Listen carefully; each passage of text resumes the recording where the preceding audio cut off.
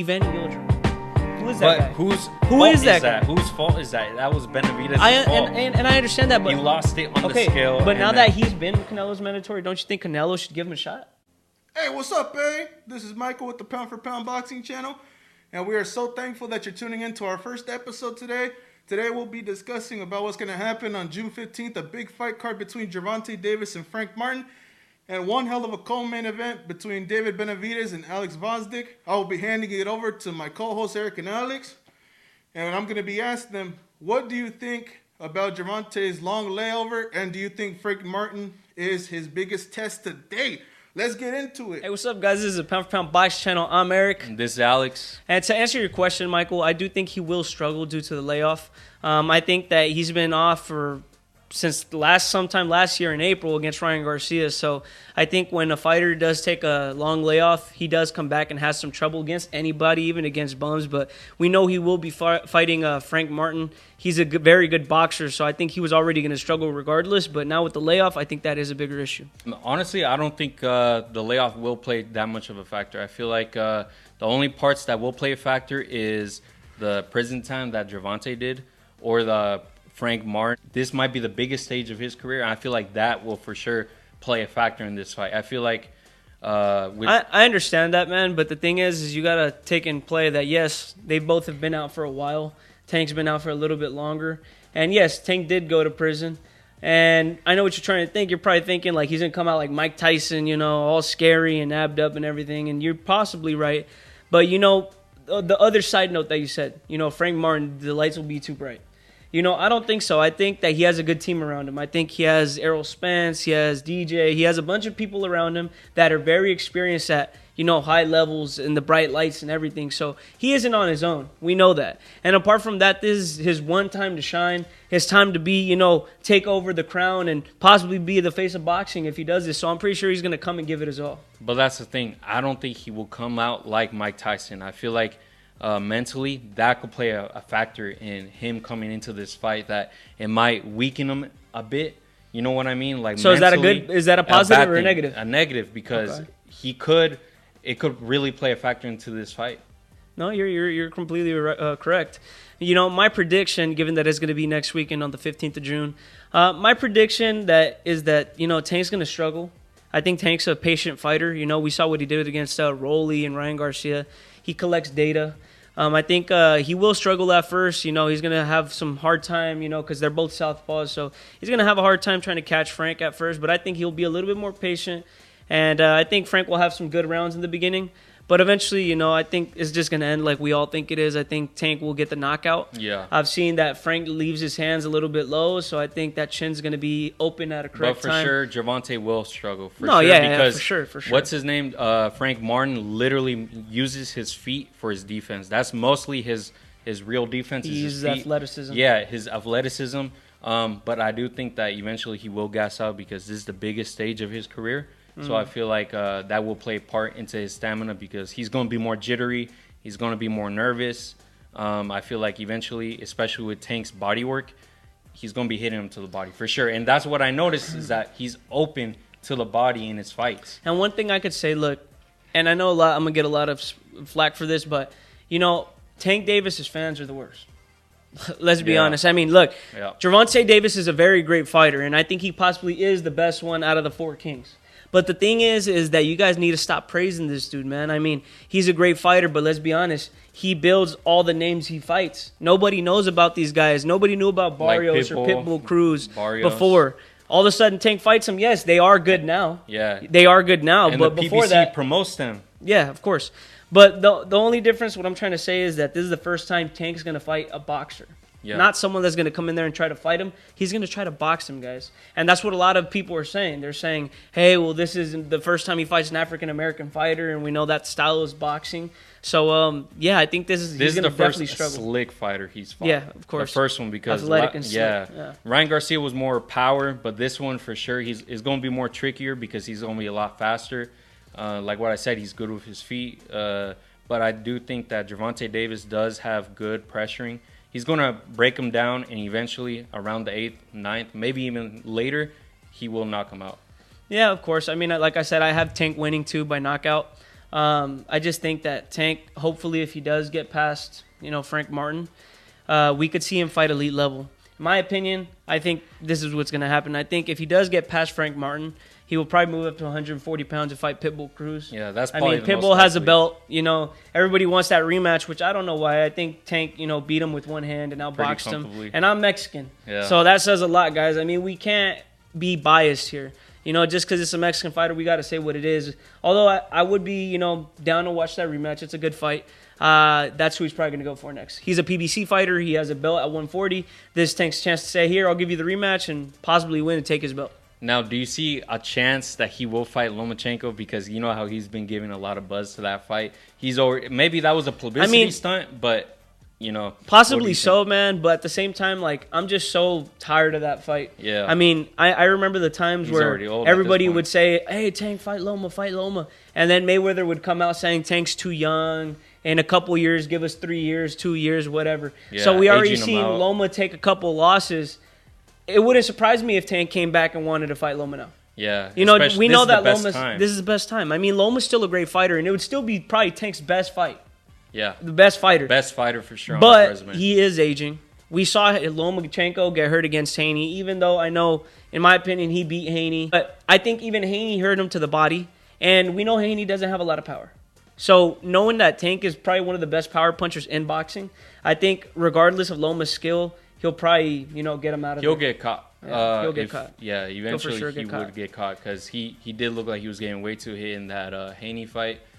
He got hit with punches that I thought he shouldn't have got. And not just that, but credit to Lomachenko. He's been fighting nothing but the best. We know he had a world title shot against Salcido in the second fight. Just his second fight as a professional. Yeah. So he's been fighting these champions, guys. Yeah. And apart from that, Lomachenko is a small 135-pounder. Lomachenko should really be at 130, maybe. Yeah, maybe and he comes up to 135 because that's the people that give him the competition. And it's not really because of the skill, but the size and the power. So you guys got to give credit to Lomachenko. He's a small fighter fighting up. And we know Tank's even a sizable 135-pounder, right? But he packs power like if he's a 154-pounder almost. So that's the difference in that fight. Yeah. Look, we know Tank is a monster. Yeah. But we also have another monster on this card, and his name's David Benavidez. What's your prediction on that? I feel like since this is going to be his first fight at 175, I feel like there's going to be a couple of factors like the power, the weight. The weight might play a factor into this fight, making him sluggish, making him slower, maybe even get tired faster. He's not going to be used to it.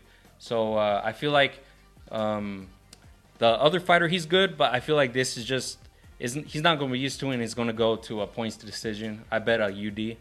I think that this is a good chance for Benavidez to come up and weight and prove to people that he's the real deal. I feel like a lot of people still give him they don't give him the credit. You know what I mean? A lot of people say that, he's trying to get a payday from Canelo and all this. Me personally, I don't think so. I think Canelo ducked Benavidez. Apart from that, though, I will say, and I'm going to put it out there, I think Benavidez probably wins by TKO, maybe 7th to 8th round. I just think the way he fights. Yes, you're right. He is going to move up to 175 and fight against someone that's possibly the same size. The other guys have always been lower weight classes. Yeah, and I understand that. Except Caleb Plant. I understand that. But the thing is Benavidez is naturally big. Even for 175, he's bigger than Bivol. He's bigger than Better Beef. He's still pretty damn big. So, But apart from that, I think Benavidez' style, he's a catch and shoot. He comes forward, just keeps his hands up, smiles every time he gets hit. I think he's hitting the prime of his career, and I think Vosdick is really just getting out of his prime, possibly even just, out of his prime completely. So I think this is Benavidez' fight to win, and we do know that if he does win, he possibly takes on the winner between Better Beef or Bivol. Yeah. So that's a great way to start 175. We'll see where his prime takes him. If his prime is even good enough to take on Bivol or Better Beef, that would be a fantastic fight. See those guys fight each other. But I do think there is a chance he might lose this fight. I do think there is a chance because this is going to be... Would you put your money on it, though? I wouldn't put my money on it, but I would say that he would have a little bit of a challenge, especially since this guy's like his size, his real size at 175. And I'm not saying he won't struggle, but I don't think he'll struggle that much. Guys, we all thought the same with, Plant probably gave him the best fight. Plant, yeah, but for sure. We thought Andrade was going to give him a good test. But he did come from 154. It was 1 round. 154. Yeah, but dude, look at the guy. He's big. He's a big fighter. Yes, he came from 154, but he's a big fighter. I mean, if he's a big 154. Hold on. If Benavidez were to fight Canelo, nobody would say, "Oh, Canelo came from 147," unless you're a Canelo fanboy. Yeah. You know, so no one's gonna say that because Canelo's naturally smaller, but we know that Canelo is good. You guys just want to discredit Andrade because Andrade's never fought nobody, and you guys are saying he's small, but regardless, he's a big fighter. I understand that, but he fought at that level, and he got knocked down.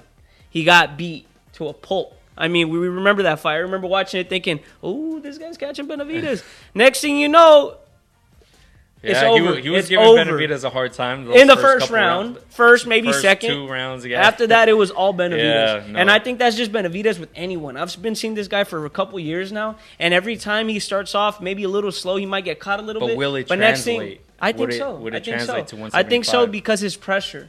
He has a good chin so far. I mean, he's been dropped once, but it was just a flash knockdown. Guys, it wasn't like he was hurt. A flash knockdown. It wasn't like he was hurt or nothing, okay? But imagine a punch like that from a guy that's 175. I understand that, but don't you think he sparred guys like that? Yeah, but sparring and fighting are different. I understand, but I understand that. But when it comes to hitting, regardless, you're gonna feel that power in sparring. It might not be a 8-ounce glove, 10-ounce glove. You still feel it though. So I'm sure Benavidez is fought. I know he sparred Bivol, he sparred Surdo. They've had wars against a lot of great fighters. So I just think Benavidez is gonna have enough in his tank to get this guy out of his way. Yeah, I just think he's hitting the prime of his career. So I mean, who knows, right? But I do see points decision for Benavidez. He'll struggle, but eventually, if he does decide to stay in that weight class, I feel like his body will get used to it, and then I feel like that's where his true power will come in. Might play a factor against if he ever fights Beterbiev or Bivol. Yeah, you're right. Now let me ask you this: do you Canelo was ducking Benavidez? Canelo?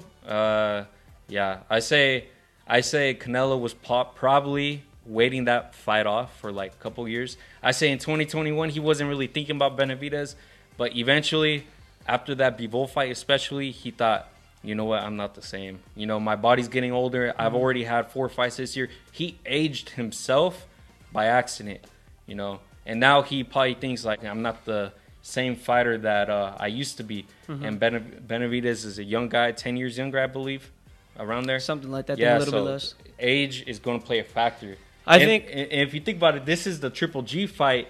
You know, he tried to age out Triple G. Yeah, this is reverse. It's the opposite. But that's the thing. Benavidez isn't trying to age Canelo. It's not like he said, I'm not going to fight Canelo till later. Yeah. You know, Triple G was trying to fight Canelo. Canelo doesn't want to fight Benavidez. Let's just be honest, guys. Benavidez has been Canelo's mandatory for I don't know how long, 2 to 3 years already. It just seems like the fight is there to get made. They're both free at a certain moment, and the fight doesn't get made. The money is there, guys. The money is all there. I mean, Canelo coming out and stating, "Oh, I want $200 million."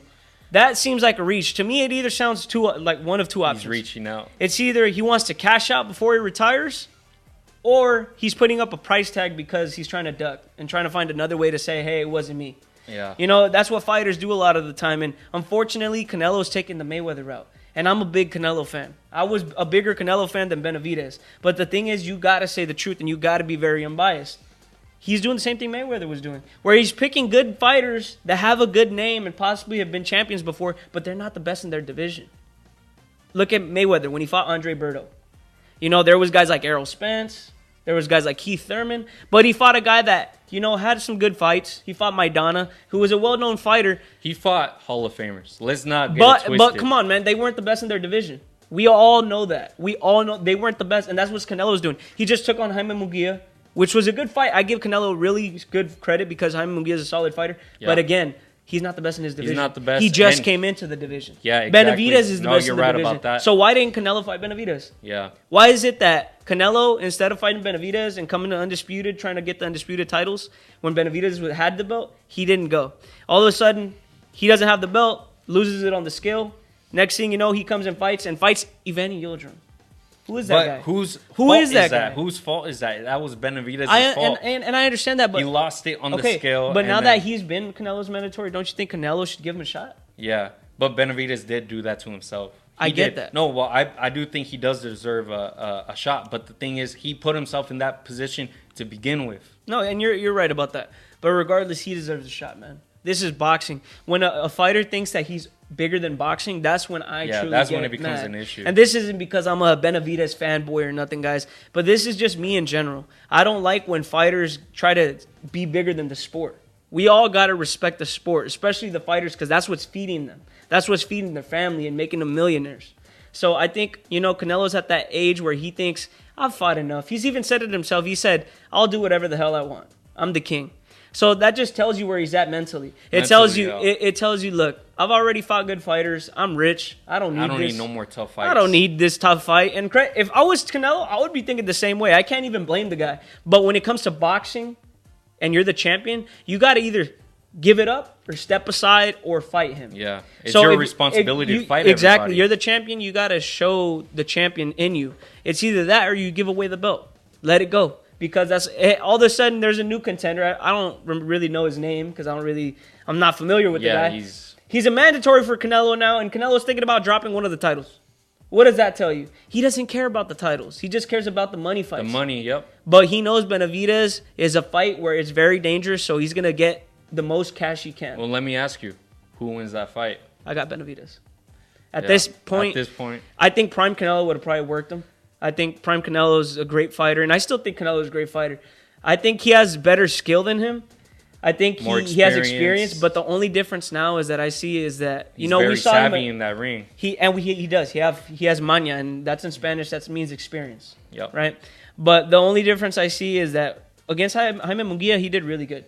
Right. He dropped him, and after that, Jaime Munguia kind of slowed down. But before that, did you remember what happened? Those first 2 rounds? Yeah. Munguia was catching. Benavidez ain't going to stop. He's going to keep coming. Guys, Benavidez is a Munguia on steroids. Yeah. Let's be honest. I mean, he's more proven than Munguia. He's fought better opponents. He has more pressure, and I feel like he hits even harder than Munguia. Yeah. So that just shows you. And apart from that, my biggest thing with the Benavidez-Canelo fight, and this is the reason why I have Benavidez beating Canelo, is the conditioning. The conditioning. Benavidez factor. doesn't get tired, guys. And apart from that, he's huge. And he throws a bunch of combinations. He's huge, For a big guys. man, he throws a lot of combinations. Like I said, in Canelo's prime, I think Canelo would have probably beat him. I think he's experienced. A prime Canelo, I say, would have beat Benavidez. I feel like he probably wouldn't even knocked him out. But in the later rounds, I wouldn't say that. I wouldn't say that either. 11th but round. I think he would have slightly won. But I think Benavidez is barely entering his prime. Okay, so it's unfair for us to say, Canelo. How good enough is his prime? We don't know. He's barely entering it. That's what I'm saying. He's improving it, but guys, Canelo is clearly ducking him. I mean, yes, he is improving, but he already fought 3 solid names, Durrell, Caleb Plant, Boo Boo Andrade. I get that, but he's creating his own lane. If Canelo doesn't want to fight him, that's fine. But he said, I'm going to go this way. Yeah, I might even fight better Bivol. Those guys ain't even as savvy as yes, he is. I understand that, but how do you want Benavidez to create his own lane if everybody's just hating, saying, he wants a payday, he doesn't fight nobody? Guys, come on, he's trying. What I'm trying to say is that where is his prime headed to? How good is it going to be? If he gets past Vosdick and he possibly fights the winner of Better Be Bivol and he beats them, possibly becomes undisputed and moves up to cruiserweight, dude, we don't know. We don't know. Do you see that in his career? Yeah, I do. I could see him giving a good fight to Bivol and Better Be. I don't know if he beats him. But I do see him giving both of those guys a run for their money. And if he beats those guys, man, it's going to be like, dang, this guy's a problem anywhere. Now, I don't think he's going to go to heavyweight. But I do see him, doing good things. Maybe he might go to, I was going to say Bridgerweight, but who knows what's going on with that. But who knows? But Cruiserweight, I could see him going up to Cruiserweight. I don't see him becoming undisputed. That's my opinion. I feel like Better Be might be a little bit too much for him, especially we don't know how good his chin. He's been unproven with his chin.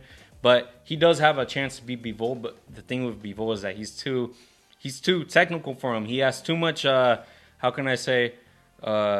much stamina for him. He's quick on his feet. His timing is good. You're completely right, but I guess we'll just have to wait and see. We know that's going to be a great fight. That whole card, June 15th, Las Vegas.